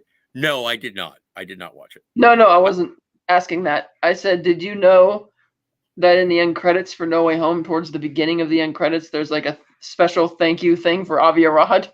Really? Yeah, thanking Avi Arad for his vision, crediting his vision for bringing Spider-Man to the screen. Well, and I think, and again, that's why it's weird, because Avi Arad was... And that's weird because he produced the movie, and it's like, did he tell him to write that? No, but it is true, because to me, he only has two real negative blotches on it, which is Spider-Man 3 and Amazing Spider-Man 2. Amazing Spider-Man 1 does have problems for sure, but I didn't think it was nearly as bad as the sequel. But then... And he did bring them to the screen eventually. I see his name on this. Oh, that. Well, I was talking about in terms of the Spider-Man aspects of it. Oh, okay. Specifically, because they're to that point in the No Way Home credits where they're specifically thanking him. And I'm like, okay, I can see that. Because Spider-Man wise, I think he's got a couple blemishes, but. Kat, this one's for you from Sci-Fi Nation. What was the Bond movie that was a remake of a few of them, actually? There was, let's see, what was the first one? It was, The Spy Who Loved Me was kind of like a remake of You Only Live Twice. And then Moonraker was like another remake of Spy Who Loved Me, You Only Live Twice, just in space. But wouldn't the most famous one be Never Say Never Again being a remake of Thunderball? Oh, right. Yeah, I keep forgetting that one because it's not in the main series. But yeah, Never Say Never Again was the Thunderball remake from '83 that Irvin Kershner actually directed that. Surprising. Coming off Empire Strikes Back. And okay. But yeah. Sci-Fi Nation, if you'd like to hear more about our James Bond talks, then next month, apparently, we have another anniversary coming up. And we also, if you don't know, we have our whole playlist, Martinis, Gadgets, and Guns, where we reviewed all the Bond films, including the unofficial ones. So go check that out. You'll find them all there. Yeah. So, yeah. What do you want to rate this? Should I feel we don't even need to do a recap because we kind of recapped the whole movie in our discussion. I don't even want to try and recap it because then we're going to be like, then this happened, and then they had to get to this. And then all of a sudden, oh no, we're in a giant underground. And I don't think trains. There are trains. It's so strange. That was also one of the most comic booky character origins I'd seen up to that point. Sandman. Yeah. It was beautifully done. I think the special effects and the music were fantastic. But in terms of accepting, that was really great. But this is okay. This is a little weird. But and then the editing too, because it's like once you introduce Sandman running down the aisle or down the alley, he gets into his house, he sees the daughter and the wife. Really good scene. He leaves and he says, "Look, I'm not a bad person. I just had some bad luck." And I really liked that bit.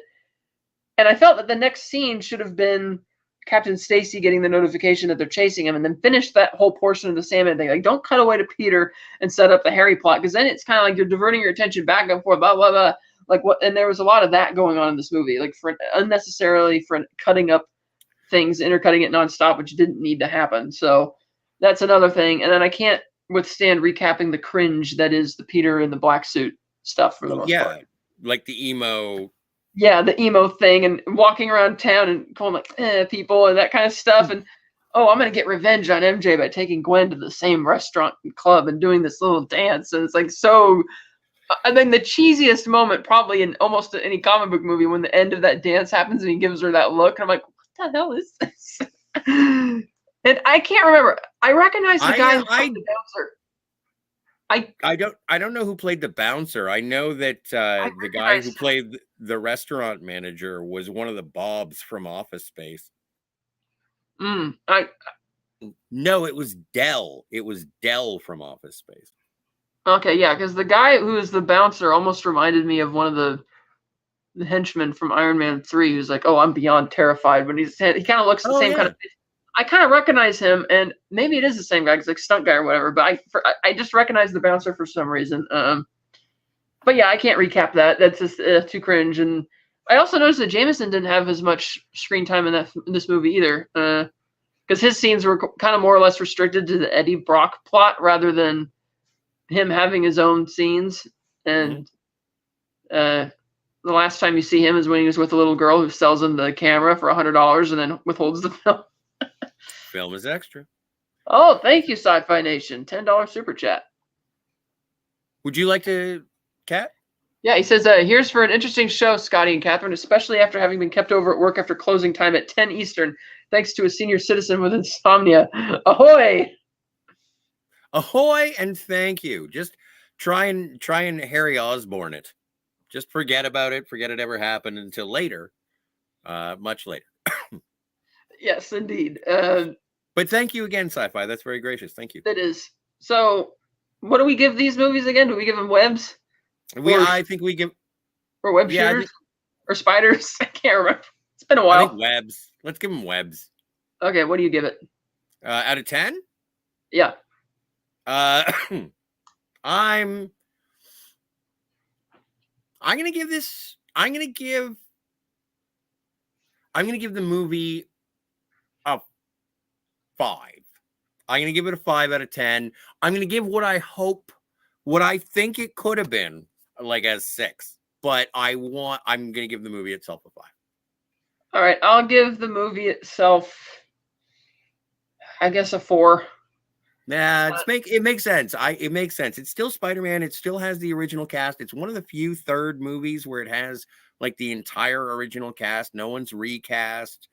Yeah, and you can still follow the story despite that it doesn't, like, this stuff doesn't have any business being in the same movie, but you can still follow the plot and stuff.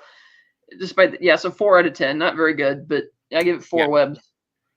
4 webs. I give it 5. And also interesting point, Brian, and thanks for being here, Brian. Emo Spider-Man mirrored Spider-Man 3. Superman 3. Or Superman 3. Emo Superman 3. I have not seen that.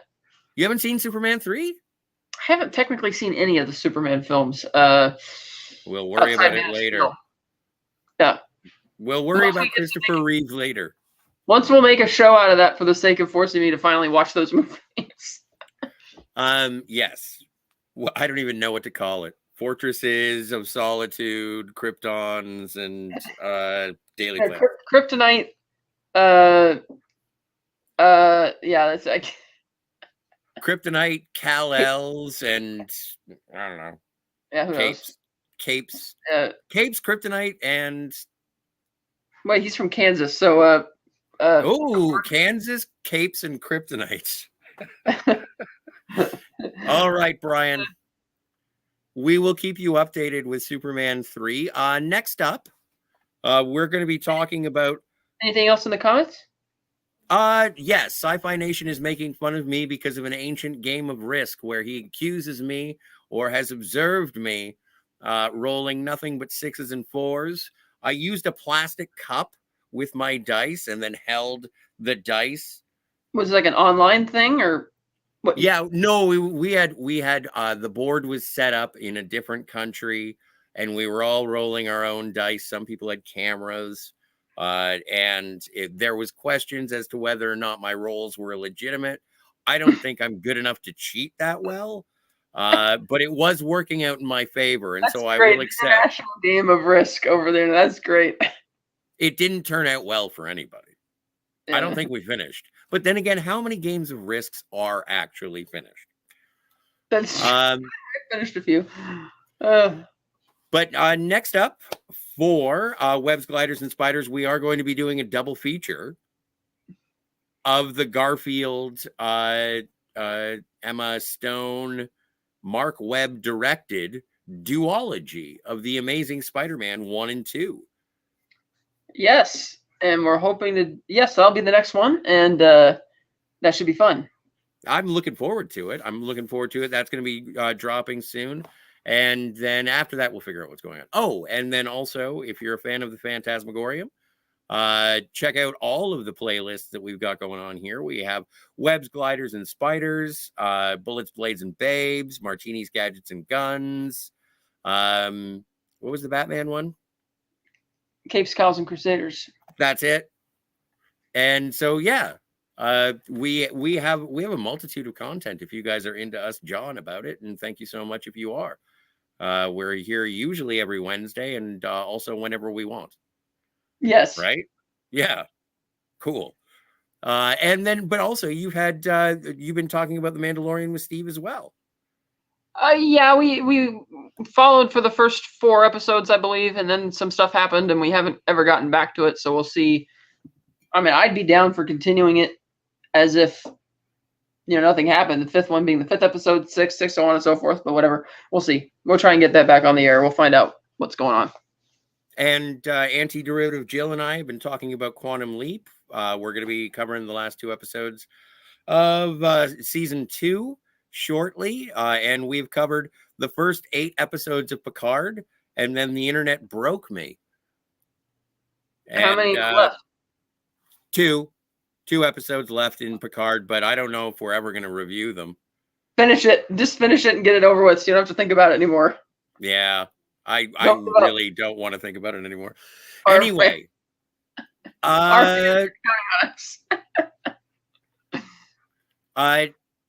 Anything else, Kat?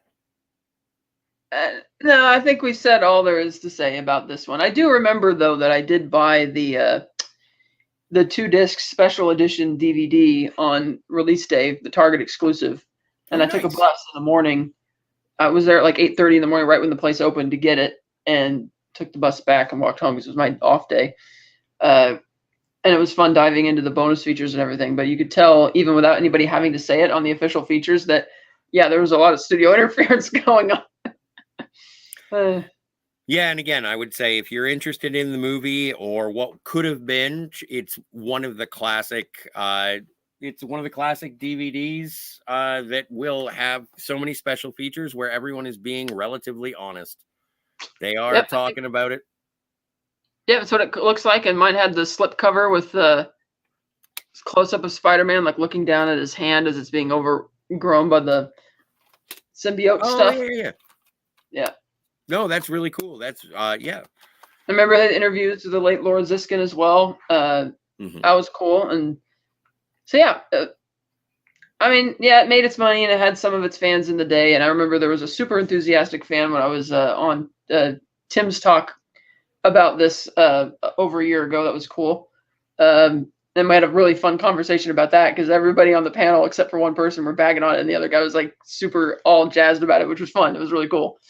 So yeah, fun movie to talk about. I always find that I have more to talk about with a movie that I don't like than ones that I do. Because I'm like, yeah, I liked it. It's good. Just watch it. Whereas here, it's like, okay, I have a lot that I could delve into and chat with, Yes, Tim Yeah, is very good people, Sci-Fi Nation. Yes.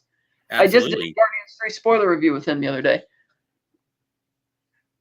And it is I just yeah, it's awesome. I got a message from him recently, and I just wish I watched more Star Wars so I could play with him more.